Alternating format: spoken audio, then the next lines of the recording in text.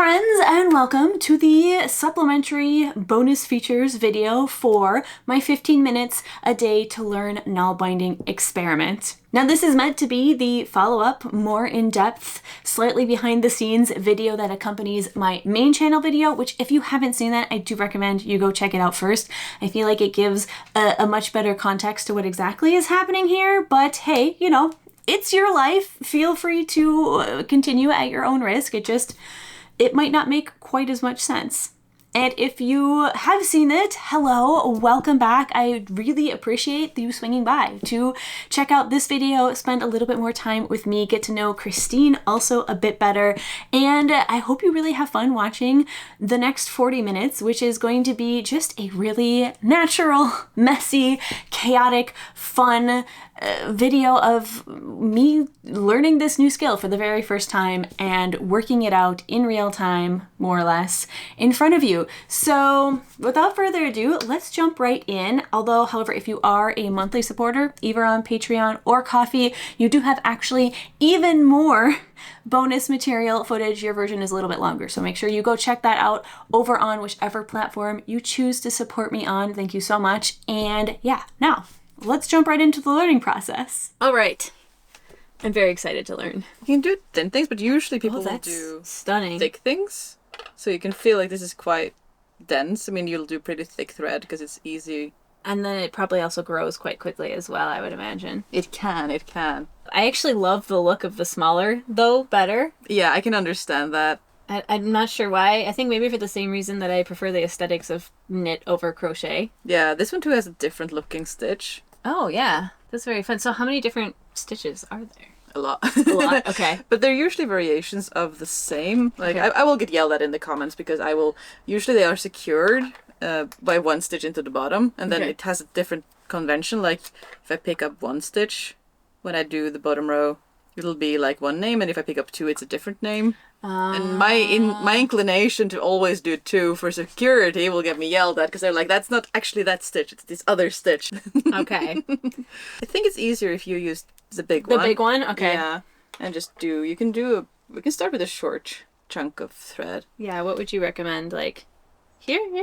More? Yeah. Do a little bit more. It's easier. I've seen people do it with acrylic and stuff like that, but they have specific ways to splice it. But I find that quite hard. Do you just spit splice on these? I do. Yeah. And I find that quite easy. But some people react to wool, so that is a way that they can enjoy the craft as well. But I'm just going to start with the loop. Where, at the very end? Yeah, pretty much. Okay. Like a slip knot type situation? Yeah, just something quite easy. Do I have too much of a That's all right. tail? Okay. And I'm never quite sure how. So you hold it. Should I be holding my needle in this No, hand? it's because I'm left-handed. So I'm sorry, this is going to be a challenge for you. Oh, this is going to be an interesting challenge. Okay, all right. I apologize. I No, forget it's that fine. this is a thing. What you want is that you want to have a stitch that is resting on top of your thumb and one stitch that is resting like so? behind. Yeah. So other people have better ways of starting. I just kind of go until I have one over the thumb and one behind. Oh. Can I do like that? Can I put the slip it's a good knot start. over? It's a good start. But then where is the seam resting? It's all right. Okay, well, let's just try it, I guess. Yeah, just for a start. The start is the hardest part. For a basic stitch, you just go into the loop behind, and then you twist a bit, and you go under the thumb. And some stitches go also under the thread. Does that look right? Yeah, and if you rest let's see, if we rest this one over your thumb like so, you could choose, because you're going on top of the thumb, and then you either go here and through the thumb on top, either out here, but a lot of the times you go under the thread as well. So then it would go under there. Yeah. Okay, and then you pull just pull it through. And now what will happen is that but it just popped back over my thumb. Yes. Is that okay? Do I let it or do I keep it on You let it. So you let the new loop becomes your new thumb loop. This one slides behind. Wait, which one becomes my new thumb loop? So this is the new stitch that we just did. The bigger one. So this one becomes the new thumb loop. And then this one, the old one, slides off. And you're sort of continuing like that. I think I definitely did something goofy from the start then, because mine's definitely not looking like that. The fact that they're mirrored is probably not a good thing either. It's making it trickier than need be. But what if I learned how to do this with my left hand just so I could learn easier? I mean, if you're ambidextrous, that could be easy. Let's try it. I mean, it's a new skill, right? So like I should theoretically Let me undo all of this. That's a challenge. Often we would just, if we'd gone for a while, you would just tear the thread and start anew because you're knotting it. So unlike knitting and crocheting, you can't just unravel it. You actually have to unstitch it. Yeah. Which can be very frustrating, especially if the wool is starting to felt. Oh my goodness. So let me do this again now, starting on like you would. So this goes. Okay, so you've got both sides. This is irrelevant. Okay, like this one over. Yes. Over here. Yep. And then the loop, and then on top of it here. Wait, from which direction? From here? From the back? From the front. Okay, from the back. Yes. And then in this case, it's just going to be under because we don't have it. Yeah, because we don't have a. Yep. Just for the first one, but there are many different ways to start. So I usually go whichever makes you end up with having a thumb loop, and then you just force it to be like on your thumb. So I've just pulled. This is the new one. Yeah. So I put it on my thumb. Exactly. Yeah. And then this one over, resting over the thumb, exactly like you're doing. Yeah. So which one's my back loop though? Because you have a very clear back loop. Oh. It'll just be the same loop twice because we're starting. Okay. And then it'll get easier as we progress. Okay. So then again, so from the front. Yeah. And then now under the thumb. Under the thumb, yep. And under this one. Under this one, yep. For this stitch. So that one becomes the one that's over. This one goes away. Yeah. Like that. And that one folds over. And then this becomes the back one. Yeah. Okay. And now we have a new thumb loop and a fresh sort of behind loop. Which is this one that I just pushed off, right? Yeah, okay. Exactly. Now this is the one you take, the new one. The new one, yep. And then behind underneath. Behind and underneath. Yes. Okay. It is significantly easier when I can follow actually mirror without mirroring it. Yes. So then that one pops off the back. I feel like I'm getting a chain of the ones back here. I feel like I'm not properly moving them out of the way or something. Yeah, but it'll come. It looks a bit messy in the beginning. Okay. And also, sometimes it's harder to do this is Oslo stitch, I think. I'm pretty sure it's Oslo stitch because it's 1 and 1. Yep. So it's like sort of an easy one to train, but sometimes I find it harder because you end up with a looser product, so people are struggling more to visualize because it looks very messy. Yeah. Whereas if I was doing a 2-in-1, like I would do 2 here, it would get tighter. Yeah, you have less slack a little bit. Kind of. And sometimes that is actually easier for people just because you end up with something that is easier to manage. Yeah, there's more to like hold weight through this way, forwards, and then under this and this. And then what I have going on back here, is that normal? Yeah, that looks pretty similar to mine. The loops are pretty uneven in the beginning. They will look much better as soon as you start connecting them because you start pulling them again. It also, I mean, for first time, trust the process. Exactly. I'm like, but you can level up to like doing 2 if you want to, which will give it slightly tighter. I don't remember. I think that's Mammen. Either they're named by like F1, F2 because of how many loops are forward or back, or they're named from the Viking grave they come from. So if I would take 2, it would be this one and this one? Yeah, so the next previous one, and then do the same where you just twist and go through the thumb. And does it matter that I've just changed technique halfway through my starting? Right. Practice. I think even trained, probably the really good ones will be able to tell the difference, but with this one I would do this stitch on top, and then I'm doing a different one down here. Yeah, so changing stitches. Which is gives it this lovely effect, almost like if you would do, cabling. My brain says, oh, it's like cables on top and bottom, and then like, a normal knit stitch in the middle is what my brain sees. That's interesting you would say, because I think it looks like sideways knitting, because when I turn it like this, it looks like knitting again. Yeah. So like knitting turned 90 degrees. Yeah, exactly. Oh, have I just lost the train of what I'm doing? Wait. Like that? Did I mess it up?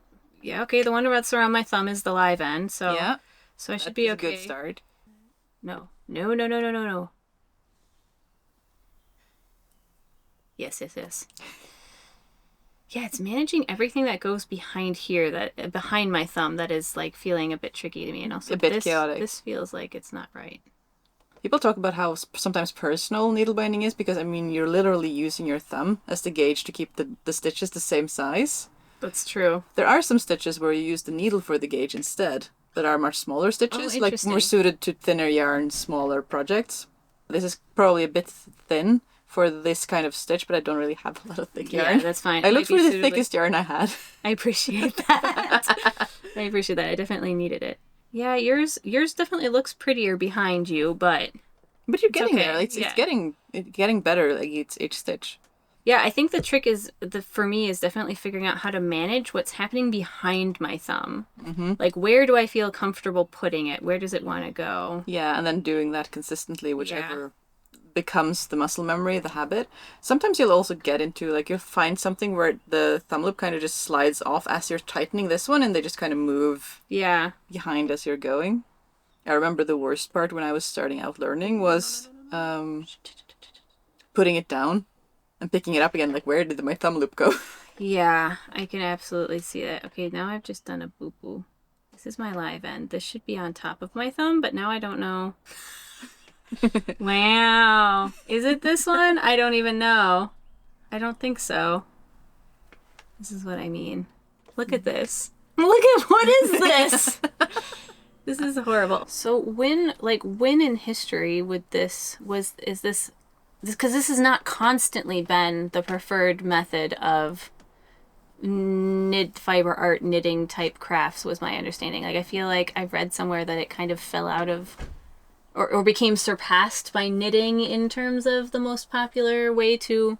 It depends on where you are. Okay. You can find examples in Norway of mittens that are needle-bound with embroidery on top all the way up to 17th, 18th century in some regions. Okay.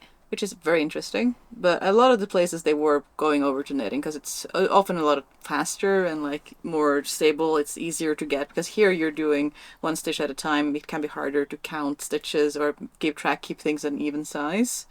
But we have examples all the way up to quite recently. Okay. And all the way back to, we have a pair of socks from Egypt, the Pharaohs. Oh, wow. That is, the stitches are so tiny. Wait, now it's my first one. Yeah. Just here and here? Is that it? Okay. Yeah.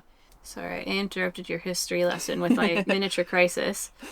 We have found, again, with a lot of the Mammen and the Korgen and Oslo stitch are all like Viking age iron, so that will be Iron Age examples around 1000. We have examples of, and of course Egypt. There's also a sock from York that is also like Viking Age, Iron Age. That is also, you look at it and you go, those stitches are tiny. I want to make one, but it's going to take me a while. And the part of me that likes to be mean to myself is like, I want to try to do it in the thin yarn and sit there and just sit for weeks and go, oh my gosh, yeah. Surely somebody has done it. Oh, I'm sure somebody has already. Because, I mean, we all like to do that when we're doing stuff. And also it starts from the toe. Somehow they managed to read the stitches that it could tell that they started from the toe and not from the ankle, which means that I need to learn to increase from the toe, which I'm not used to doing. Usually I start at the ankle, okay. And then I work my way down and just decrease. And trying to figure out how to increase without just turning it into a blob. Yeah, there's that also. Yeah, has been a time. Well, it sums up my current experience. It's been a time. I mean, I do feel like it's going a little bit easier this second time around. I can see what you mean about this yarn being a little bit thin. Yeah, exactly. Like, this one is a good example of a nice thick yarn. Yeah. That, like, you would usually like. And this one even, but I used up all of it for the videos. I had, like, 2 meters left. I mean, that's fantastic, though, right? We, like, love when we have... The thread checking on that one was intense. I did not think I was going to manage to finish. No. Oh, this is interesting. I've made, like, this is twisting around itself here. Mm. Yeah, I mean, this is the same as when you're doing sewing thread. It'll start twisting in the other direction as you're working. So I have sort of a habit of like giving it a half turn each time to keep the twist. But that seems a lot to try to introduce all at once. I thought about that and then immediately dismissed it as an option to worry about right now. I figured it's one of those things I'll naturally pick up eventually and that I needn't worry about it at the moment. Yeah, and indeed you did. No. I went through my thread instead of behind it. There we go. No. There we go. I wanted to wonder how somebody first came up with this. I know, right? Were you just playing with a needle and thread? How did you do this the first time? Did you truly discover? And what was the first stitch? Also. Which one of all of the stitches that we know? I mean, I'm tempted to look at the Egyptian one, but did that inspire the Vikings or did they develop sort of separately? Did they travel? Simultaneously. Yeah, a lot of the time things do travel a lot further than we think, so it could easily have traveled. Very good. Yeah. It looks so much more even. It does look more even, except for that one. But it does look a lot more even. It looks a lot more like this one. It's getting quite small, which means I have to put this down. Yeah. How am I going to pick it back up again? This is horrible. I usually leave a needle through it or something? Or a thumb loop a little bit big, but you have a little bit short of a tail, so that could be difficult. But yeah, you could pull the needle like through it like that. and try to leave it. You could also use a stitch marker, which I'm not sure if I have one. Okay, we'll manage. It's gonna be an adventure. For sure. Sometimes if I've had a really bad start, I have been known, because again, it doesn't unravel, so I will just like unpick from the back until I get to the bridge stitches, and then I'll be like, nobody knows. Yeah. Nobody will be any the wiser. Ever know. Mm-hmm. And as you progress, a lot of people, like, they're like, oh, don't do more than an arm's length of thread, and then you see everyone who's actually needle binding is doing like 4 times that. Yeah. Nobody practices what wants they preach. to change the... Yeah, and with a smaller one like this, which I did get to do the York stitch reproduction, because that one relies on the size of the needle for the size of the stitch. Yep. I could fold like this thread once, and then I could fold it a second time, and then I could put this in my... So it passes through. Oh, hi! Yeah, like a double fold. Hello! Hi, little Quirky. How's he going? Do you want to play with yarn too? You want to play with yarn? Okay, but I'm in the middle of a very complicated and delicate operation, so I need not to be distracted. Question. This is the first one, that's the second one? Or this is the first one? Yeah. That will be the most recent one. So then I would go through here like this, and then this way? Or that way? I would go through both. Like so that. Both just the same direction? In the same direction for this one.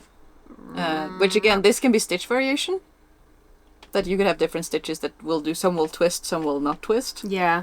It's on purpose. It's artistic decisions and license. It's not that I don't know what I'm doing.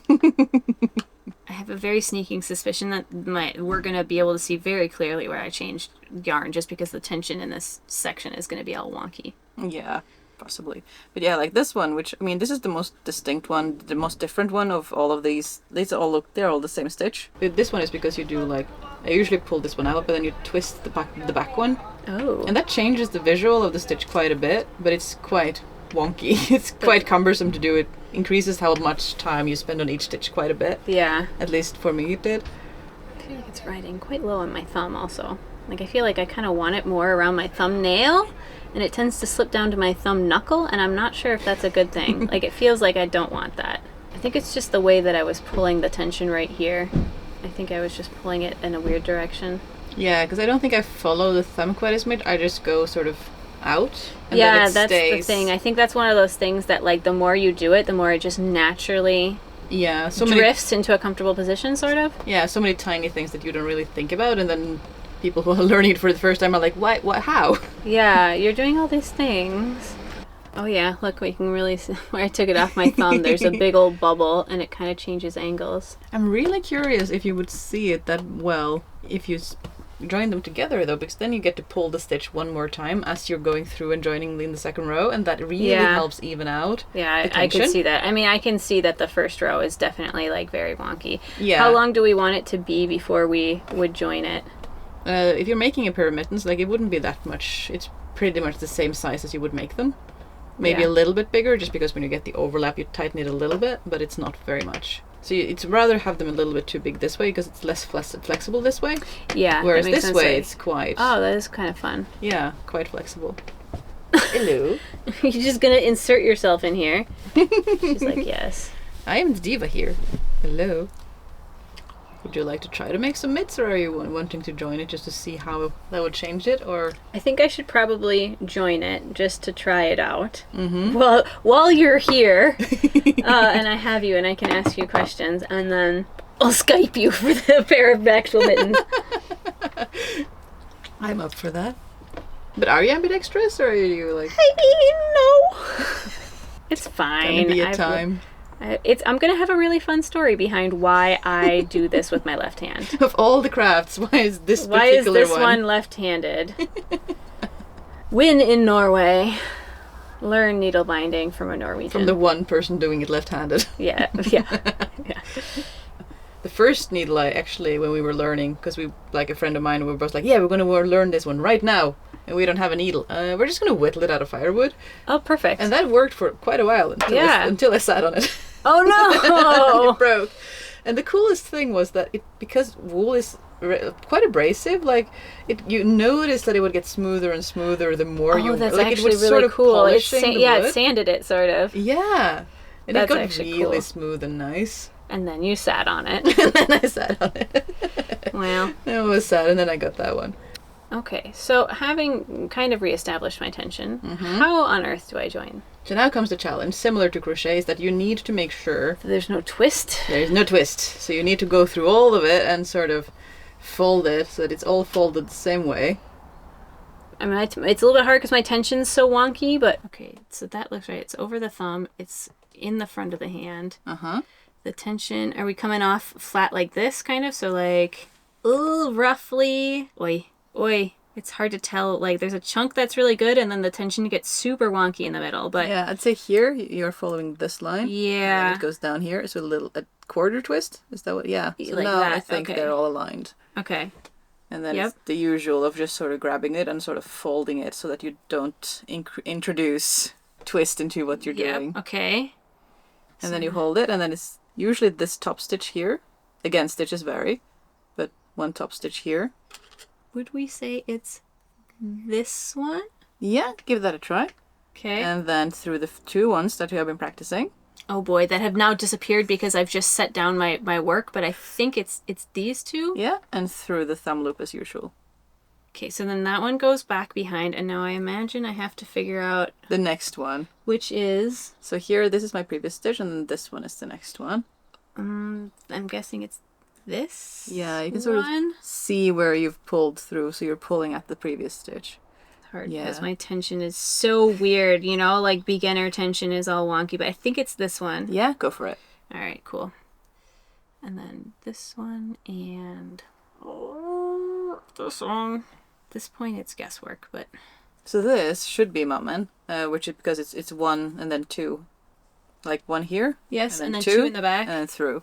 But I am very tempted because, again, I'm like with the quilting, the English paper piecing, that I do 3 stitches instead Yes. of 2. I'm like tempted to double secure it, so I'll like take this stitch and then one of the previous ones and do 2. And then I get yelled at in the comments like, that is technically a different that one. is technically a different stitch. And they'd be like, no, bad. So, okay, because I am not quite used to seeing, is it this one I would go through, or is it this one? Here you already have a loop through it.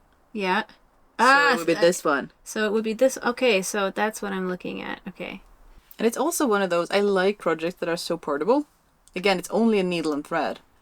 That's true, yeah. Very, very easy to drop in a bag and bring with you to travel or whatever. It's super super travel friendly, small space friendly. When I was a student, again, it doesn't take up a lot of space. Yeah. No, that totally makes sense. Oh boy.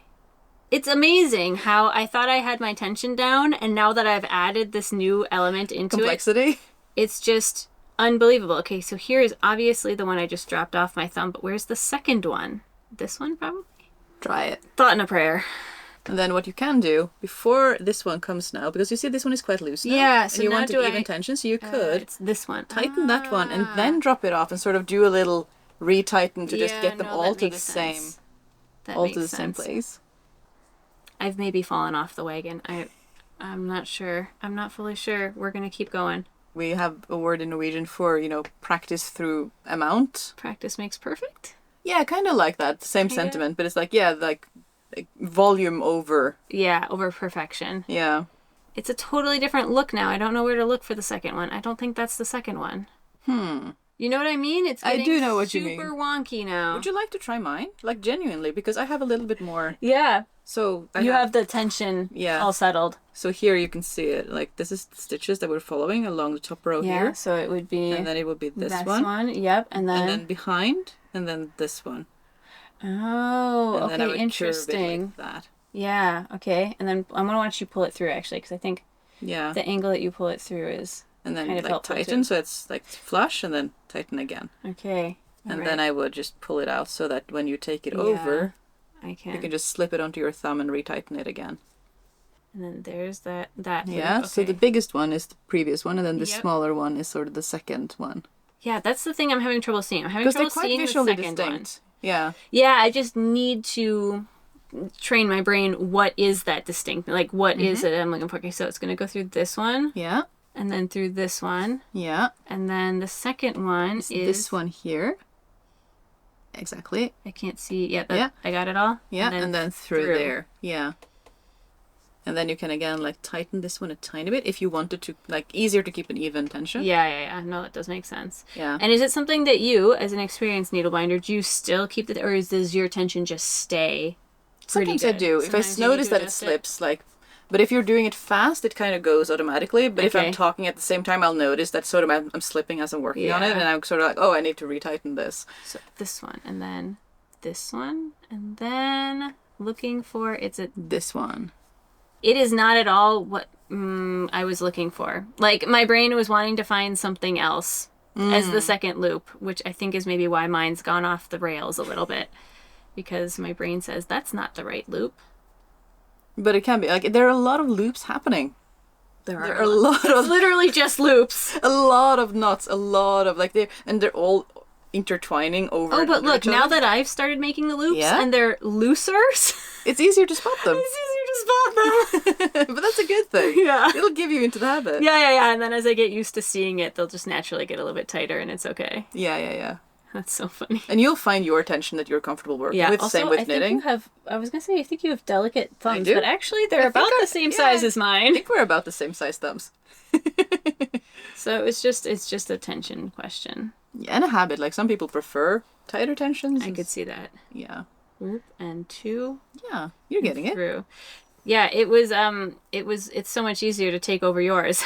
But it is like that. This is kind of, we wouldn't call them like, a bit mean, but like needle binding corpses. Yes. Because the knots are there's so many knots. What are you gonna wouldn't do? You wouldn't Undo it? unwind this Yeah. one. It's too much. So you would like tear the thread, start over. Yeah. And I mean, now that I've taken over yours, now you need to save mine. yeah, it's not so bad. But yeah, so when we were first learning, I had like my friend. I went home for Christmas, then I came back and she had like the table was just covered. Oh wow! With in all of corpses? these Yes. practice in progress. But then she could very conveniently for me teach me, because then she had been like She had doing it learned all it. over the holidays, and I could just like benefit from her. Okay, so that's how you learned. You Yeah, learned and she 'cause your taught friend me. kind of taught you. And here you see, like, this is yours. You see how the tension, like, this looked wonky in the beginning. You but were able now to that- salvage my tension. Yeah. I was not, but you were. But I think, look, I actually haven't messed up your tension too much either, though. Yeah, and this like- what I mean. Even if there are a few bubbles, like here and there, where stitches are a little bit longer or bigger than the other ones, they sort of even out as soon as you do the second row. And I assume that there's no such thing as blocking knot Yeah, binding. you could totally block this. Do you think it would help at all? Do people do it? I haven't done it with these because they're Your, so. your tension is so good anyway. I don't know. I learned about blocking after like needle binding, so I usually block my knits, but I'm assuming it wouldn't hurt. Huh. Yeah, I'm curious now. It's again many of those skills. Oy. It's like fairly basic to start learning it, but then you need to like get a little bit of the practice to get the tension. Yeah, and get then, the motor skills, Yeah. find the rhythm of it. But then it gets quite automatic. Oh yeah, no, I could absolutely say just kind of like Yeah. a little. And then everyone asks, "What are you doing? Is it crochet? Is it knitting? Well, what is that?" Yeah, it's needle binding. The best is when you find the really crafty ladies who feel like they really know crafts, and then they look at your hat and be like, What is this? "But I know crafts. What is that? What?" I know And you can craft. see the like. The gears spinning as they try to figure it out. Yeah. Some of them know, and that is always fun. And some of them are super like. I would imagine here, especially in Norway, some of them know. I feel like if I would go to Canada, I might have a less of a success rate with people guessing. Yeah, which could be fun. Yeah, no, exactly. Yeah, like now I went on autopilot, so I just like folded this one like fairly far away from where I'm working, so I have a working thread. But then I just take the end of the loop and just Clever. Ooh. Ooh, you're fine, Canal. pull it through, and then until the end, and then I have a lot So more much thread more. Yeah. loaded on the needle. People will totally see like how far can they pull that? How far can What are the true limits? they? How can I reduce the amount of time I spend bit splicing and how much time I actually spend needle binding? Yes. But then there are diminishing returns because the longer your thread, the more you're pulling. Yeah. So And also, I imagine to a certain point, it also kind of wears on your, like, you know, the friction each time you pull through also wears a little bit on your yarn, although that's less important on yarn than thread. that is what I've told people. If they ask if they can use like a big darning needle, like a really thick blunt one, those metal needles, the really big ones. And I'm like, yeah, you can, but one of the problems is that this is quite loosely spun yarn, and this is a very soft quite big holes. So if you have like a quite small metal needle, you have a very small eye, and that can really be sharp. Yeah. So then you have to sort of consciously pull and move where you are in so the that yarn. you don't wear down. So that you don't just break the yarn, and then you end up with 2 threads and you're sad because you. And you're sad. Yeah, you wanted to do a long, so you could needle bind a lot, and then it just broke, and you're like. Oh. I mean, we've all been there, honestly. Yeah, you're sitting there pulling, and then suddenly you have no more thread, and you're like. It's this one, right? Yeah. Here's the previous one. Yeah, and then I'm going to go through this one and then also probably that one. Mm-hmm. Yes. Do you prefer the smaller needle like you thought you would? Do you have a preference? I don't know that I have a preference. I mean, I definitely don't find it any more difficult. Mm-hmm. Perhaps a little more wieldy to manage. Like that one felt a little unwieldy in my hands, but oh, interesting, yeah. But it's hard to say like how much of that is just because I had no idea what I was doing. Yeah, and also habit from holding sewing needles. This is more familiar to what you're used to. That's actually a good point. It'd be interesting to bring those fabric back to the cats now that Canel has claimed them. Oh, and they'll be like, what is this? What is this? Who are this, Mama? You've been cheating on me. Oh, yeah. Oh, and I've lost my second. Is that my second one? Mm-hmm. Looks pretty nice. But I realized I have my whole hand through this, and I could see that getting impractical as it gets longer. I hold it underneath so I don't. Yeah, maybe I should get used to that now. It looks pretty though. It did look pretty, but I was like suddenly envisioning me trying to having like slowly going all the way down my forearm or something. Doing a hat and trying to be like. Yes. When you do hats, do you start from the brim or can you do both? You can do both. I usually start at the brim because that's what I'm used to, so I'll do the long end like this. Some people say that it's easier to start at because then you don't have the long tail, and then you have to connect it and think about the twisting. So some people do prefer that. Oh, interesting. I never quite got the hang of it, but I will need to if I want to do the socks that I talked about. Yes. That one is started at the toe. But I don't quite have that technique quite yet, on knowing how much to increase. I find it easier to like visualize how it will look when I decrease it. Whereas when I increase it, I get kind of like I either overdo it or I underdo it. Yep. I've somehow thrown a knot in the middle of my... There we go. It's a talent. Well, I mean, we are knotting things, so you're just True. preemptively... Just one extra knot. Who's counting? Okay, but at some point... No. Okay, wait. I'm going to pull this through, and then I'm going to deal with what's going on down here. Because it's actually just this. I've done the thing that you've done where you've doubled it through, but now it's making itself into a bit of a knot. Rude. Very rude. I think actually I might almost be at the point where I should undo... But wait. So at some point, do you just actually unthread it and thread it back once? Okay. Yeah. Okay, yeah, that's what I need to do then. And you're usually at a length where it's easy to just work with that length anyway. That is about arm's length at the time you change it. So it's still like within. Yeah. Not too many pulls. Yeah, okay, we're good. Because sometimes I get over eager and you sit there like every stitch is like 1, 2, 3, 4 pulls and you're like, I might have overdone that one. That sounds like exactly something I'm going to find myself doing at some point. Listen to that angry crow. Very talkative. But yeah, so how you would do like a polka stripe if you wanted to do that is you would just start a second one. At what point? Before you do the join usually, because if you wanted to do this one, I think I started this one fairly tight. Like these one are pretty much on top of each other. Okay. In this case, but you can and then you just start like on top here. Yeah, I guess it doesn't really matter. It doesn't really. I think this one I tried to even them out and they're about halfway from each other. So here's one, and then like the brown one is a little bit over here to like smooth them out a little bit. But then wait, how do you... So at one point, do you literally take your thumb out of one color and pick up the other color? And you have to do it before you finish the round of... Okay, so you're kind of constantly switching. Yeah, you're going from... But usually it would end up to be like one length of thread. Yes. Especially for hats. Like maybe not so much mittens, but hats, it turns out that you're doing one thread and before you're splicing the new one, you're doing the other one and then you're sort of chasing each other around. Yeah, I mean, you could do more colors than 2. You could do the whole rainbow. That would be a fun pride project, actually. It would be very wide, though. It would be very wide. Like, these are already maybe quite a wide. Headband. Or, hear me out, the waistband of a dress. Or like the belt sash if you wanted to tie it and not be committed to a certain length of... Yeah, you could even just do one, like you would just join the same color into itself in one row and then do one row of the other and join it on itself. Yeah. That could be really cool. But yeah, that is one thing that it took me a little bit of time to get used to, is that rows, while they take a while, they're quite tall. Yeah, they're much taller it's than true. knitting and crochet, or like maybe not crochet, but they're much taller than knitting. It's going. I mean, Yeah, you're getting pretty speedy. It's looking Yeah, it's looking good. passable. It's looking passable. We're getting there. It's not, I wouldn't say it's like speedy. I'm still having to stop and adjust my tension every time, but it's getting better. It's getting better. I think I've just officially come back around to the very first Full loop. full loop. Yep. Okay, wait. There's the first one, and now I suddenly can't find the second one. Yeah, it must be that one. Yeah. Okay, cool.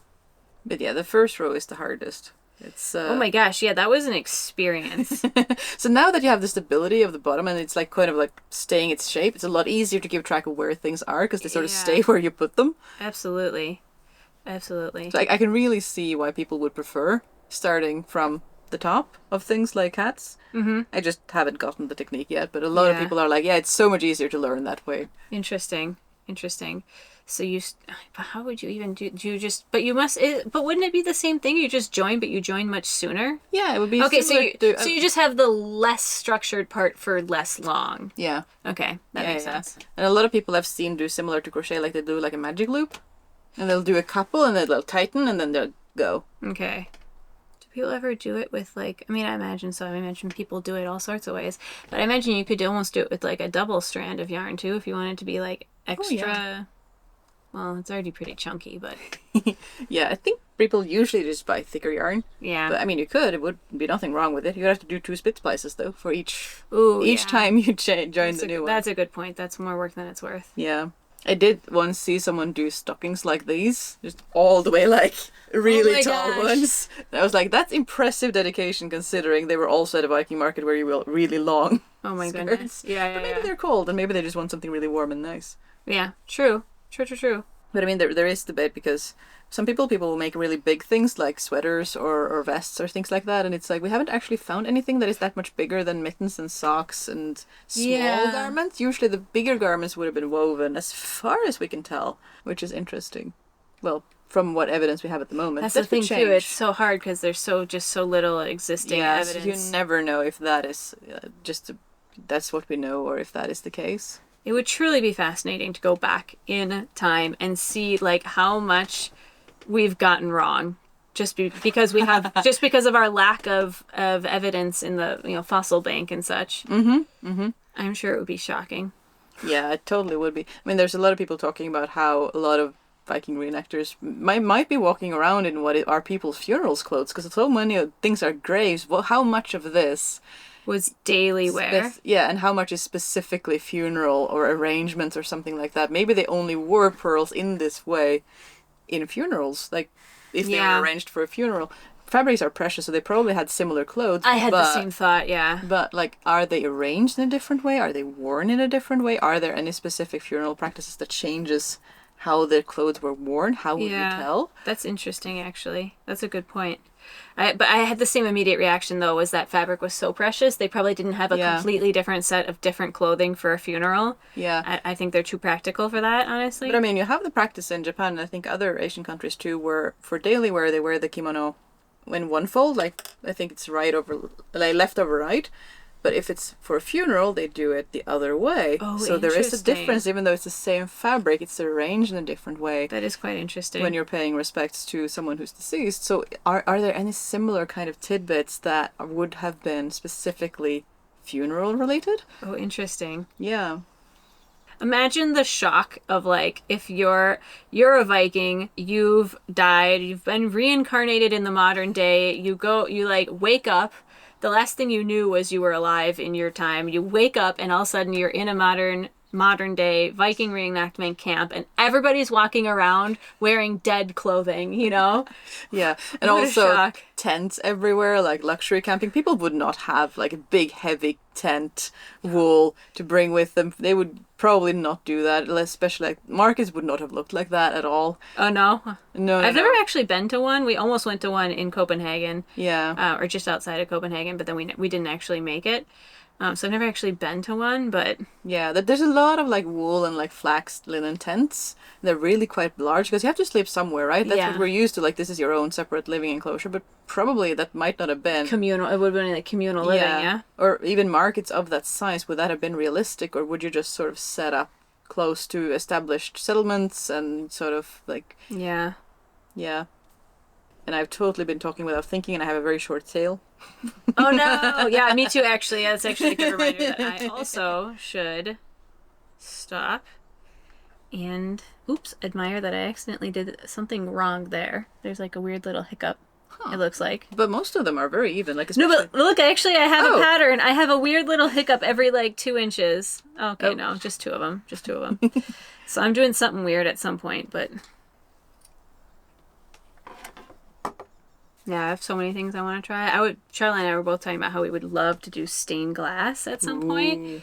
But having already done some glass work in my life, I know how much equipment it takes, and like the initial investment is insane. And also even just taking classes is expensive because of all the equipment and stuff. So I was like, oof, I'd have to have a much larger channel to be able to fund. Yeah, I did a making glass beads for Viking Reenact at a course at a market once, and yeah, it's the same, like even like the furnaces and the tools and I used to have all of that in my basement. Oh wow. I used to have a little oven, and my boyfriend at the time and I would make glass beads, like the you know, with all the different colors and patterns and like